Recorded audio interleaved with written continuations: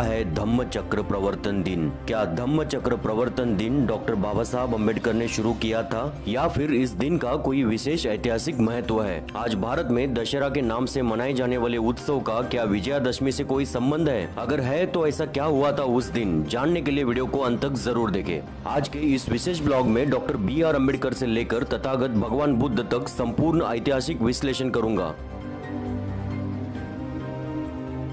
14 अक्टूबर सन 1956 को विजयादशमी के दिन डॉक्टर बी.आर. अम्बेडकर ने अपने लाखों समर्थकों के साथ महाराष्ट्र के नागपुर में बौद्ध धम्म की दीक्षा ली। इस आधुनिक विज्ञानवादी युग में संपूर्ण विश्व में ये सबसे बड़ा धर्म परिवर्तन एक क्रांति से कम नहीं था जो डॉक्टर बाबा साहब अम्बेडकर ने किया। बाबा साहब अम्बेडकर ने घोषणा की थी कि मैं बौद्ध धम्म के सिद्धांत को मानता हूँ और उसका पालन करूंगा। मैं अपने लोगों को बौद्ध धम्म के हीनयान और महायान संप्रदाय के विचार से दूर रखूंगा। हमारा बौद्ध धम्म नया है। बाबा साहब ने बौद्ध धम्म के इस नए रूप को नाम दिया नवयान। नवयान का अर्थ है नया मार्ग या शुद्ध वाहन। इसीलिए नवयान का इतिहास विश्व रत्न डॉक्टर बाबा साहब भीमराव अंबेडकर के इर्द गिर्द ही घूमता है। डॉक्टर बाबा साहब अम्बेडकर विश्व में ख्याति प्राप्त महान अर्थशास्त्री, कानूनविद, समाज सुधारक, स्वतंत्र भारत के संविधान के निर्माता और लगभग 40 वर्षों तक निर्विवाद रूप से वंचित, शोषित तथा श्रमिक समाज, महिलाएं और भारत के तमाम पिछड़े वर्ग के आंदोलन के प्रणेता एवं एक मसीहा के रूप में जाने जाते रहे। बाबा साहब की महानता दर्ज करने के लिए उपाधियां कम पड़ जाती है, बल्कि यह कहना अतिशयोक्ति नहीं होगा कि बाबा साहब से उपाधि जुड़कर स्वयं प्रसिद्ध हो जाती है। बौद्ध धम्म में महायान, हीनयान, वज्रयान जैसी शाखाएं हैं, लेकिन डॉक्टर बाबा साहब अम्बेडकर ने इन सब से अलग आधुनिक भारत में नए से धम्म का चक्र नवयान की विचारधारा से गतिमान किया। नव यानी नया या शुद्ध और यान यानी मार्ग या वाहन। नवयान को भीमयान या अम्बेडकरवाद भी कहते हैं। नवयानी बौद्ध अनुयायियों को नव बौद्ध भी कहा जाता है। यह संप्रदाय महायान, हीनयान और वज्रयान से पूर्णतः अलग है। नवयान में बुद्ध के मूल सिद्धांत जैसे विज्ञानवादी दृष्टिकोण एवं तर्क शुद्ध सिद्धांत पर अधिक जोर दिया गया है। इस संप्रदाय में किसी भी प्रकार का अंधविश्वास या कुरीतियों को कोई भी स्थान नहीं है। नवयान में डॉक्टर बाबा साहब अम्बेडकर के सिद्धांत को भी उतना ही महत्व है जितने बुद्ध के सिद्धांत को है, क्योंकि आधुनिक भारत में बौद्ध धम्म का पुनरुत्थान बनते बाबा साहब अम्बेडकर ने किया है। नवयान बौद्ध धम्म की स्थापना बोधिसत्व बाबा साहब भीमराव अम्बेडकर ने विजयादशमी के दिन ही क्यों की?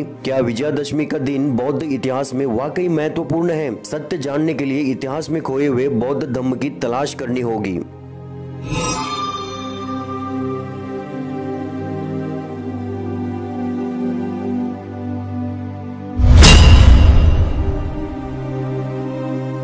इतिहास के पन्नों से गायब विजयादशमी का राज खुलता है अशोक काल में। विजयादशमी का सही नाम अशोक विजयादशमी है। सम्राट अशोक के कलिंग युद्ध में विजय होने के 10वें दिन तक मनाए जाने के कारण इसे अशोक विजयादशमी कहते हैं। इसी दिन सम्राट अशोक ने बौद्ध धम्म की दीक्षा ली, इसीलिए विजयादशमी उत्सव संपूर्ण भारत में उत्साह के साथ मनाया जाने लगा। सम्राट अशोक ने कलिंग युद्ध के बाद हिंसा का मार्ग त्याग कर बौद्ध धम्म अपनाने की घोषणा की। बौद्ध बन जाने पर वह बौद्ध स्थलों की धम्म यात्राओं पर गए। गौतम बुद्ध के जीवन को चरितार्थ करने तथा अपने जीवन को कृतार्थ करने के निमित्त 84,000 स्तूपों का निर्माण किया, बौद्ध गुफाओं का निर्माण किया, अनेक अभिलेख एवं धम्म स्तंभों का निर्माण किया। सम्राट अशोक के हिंसक प्रवृत्ति को त्याग कर धार्मिक परिवर्तन के प्रति खुश होकर देश के जनता ने उन सभी स्मारकों को सजाया, संवारा तथा उस पर दीपोत्सव किया। 10वें दिन महाराजा ने अपने परिवार के साथ पूज्य बनते मोगली पुत्र तिस्स से धम्म की दीक्षा ग्रहण की। दीक्षा के उपरांत महाराजा ने प्रतिज्ञा ली कि आज के बाद मैं शस्त्रों से नहीं बल्कि शांति और अहिंसा से प्राणी मात्रा के दिलों पर विजय प्राप्त करूंगा। इसीलिए संपूर्ण जम्बूद्वीप में यानी प्राचीन भारत में इसे अशोक विजयादशमी के रूप में मनाने की परंपरा शुरू हुई। इस प्रकार सम्राट अशोक के धम्म विजय का प्रारंभ हुआ और ये पर्व अपनी विजय यात्रा के रूप में मनाया जाने लगा। यह बौद्ध धम्म के मैत्री उत्सव का एक प्रसिद्ध पर्व है। इस दिन सब लोग नए काम की शुरुआत करते थे। धम्म देशना के बाद राजा और प्रजा धम्म यात्राओं पर जाते थे। इस दिन सभी लोग अपने पिछले वैर को भूलकर गले मिलते थे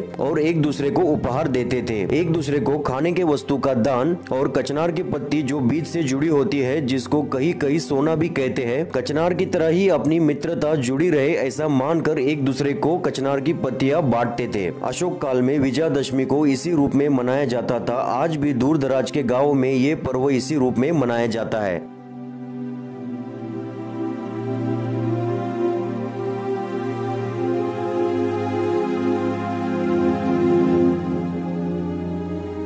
चलिए अब देखते हैं धम्म चक्र क्या है और इसकी शुरुआत कब हुई। इसका जवाब हमें बौद्ध ग्रंथों से मिलता है। बुद्धत्व की प्राप्ति के बाद तथागत ने मानवता के दुखों के बारे में सोचा तो उनका हृदय करुणा से भर गया। सारनाथ के नजदीक मृगदाय वन में आषाढ़ी पूर्णिमा को 5 साथी परिव्रजकों को धम्म चक्र प्रवर्तन सूत्र का उपदेश दिया, जिसमें 4 आर्य सत्य और आर्य अष्टांगिक मार्ग का ज्ञान दिया। उन्होंने 5 को भिक्खु की दीक्षा दी। भिक्खुओं की दीक्षा से भिक्खु संघ का जन्म हुआ। इस ऐतिहासिक घटना को धम्म चक्र प्रवर्तन दिन के रूप में मनाया जाता है।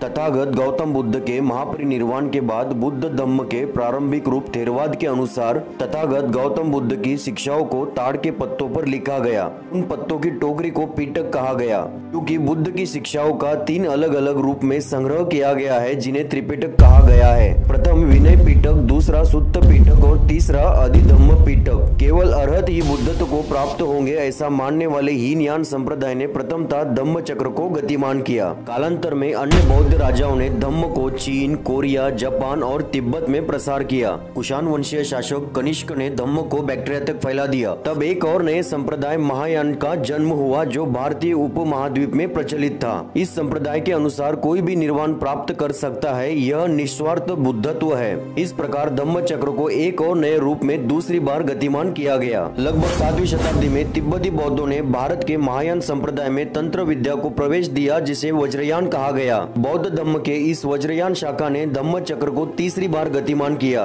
बौद्ध धम्म भारतीय उपद्वीपों में बड़े पैमाने में फल फूल रहा था, लेकिन 8वीं सदी के बाद भारत में बौद्ध धम्म का पतन शुरू हुआ और 12वीं सदी के बाद भारत में धम्म चक्र पूर्णतः अंधकार में न जाने कहाँ खो गया, मानो उसका अस्तित्व ही गायब हो गया हो। 18वीं सदी में जब भारत पर अंग्रेजों का पूर्णतः कब्जा हुआ तो उन्हें काले रंग में छुपाया गया धम्म चक्र दिखा। ये वही धम्म चक्र था जो अंधेरे में नहीं खोया था, बल्कि उस पर पाखंडियों ने काला रंग थोप कर अंधविश्वास के सहाय से कहीं पर उन्होंने अपनी दुकानें खोल दी थी या कहीं पर उन्हें जमीन में दबा दिया था। अंग्रेजों के निस्वार्थ कार्य ने संपूर्ण विश्व को दोबारा बुद्ध दिखा दिया। अब इस आधुनिक दुनिया को बुद्ध की विज्ञानवादी देशनाएं बहने लगी। जो भी बुद्ध को पढ़ता है वो बुद्ध की शरण में चला जाता है। 14 अक्टूबर सन 1956 को डॉक्टर बाबा साहब भीमराव अंबेडकर ने तथागत बुद्ध के धम्म को नवयान के स्वरूप में 4थी बार गतिमान किया। धम्म चक्र गतिमान करने की परंपरा तथागत गौतम बुद्ध के काल से शुरू हुई, ऐसा मानना शायद गलत हो सकता है, क्योंकि उनसे पहले भी अनेक बुद्ध होकर गए हैं। ये दौर सिंधु घाटी सभ्यता से चला आ रहा है, क्योंकि यहाँ पर भी बुद्ध का धम्म चक्र दिखता है। गौतम बुद्ध का धम्म चक्र नहीं, बल्कि उनसे पहले जो बुद्ध हुए उनका धम्म चक्र। फर्क कितना है कि इसमें 6 आरे है और तथागत गौतम बुद्ध ने इसमें 8 आरे जोड़ी है, यानी तथागत गौतम बुद्ध बौद्ध धम्म के प्रवर्तक थे।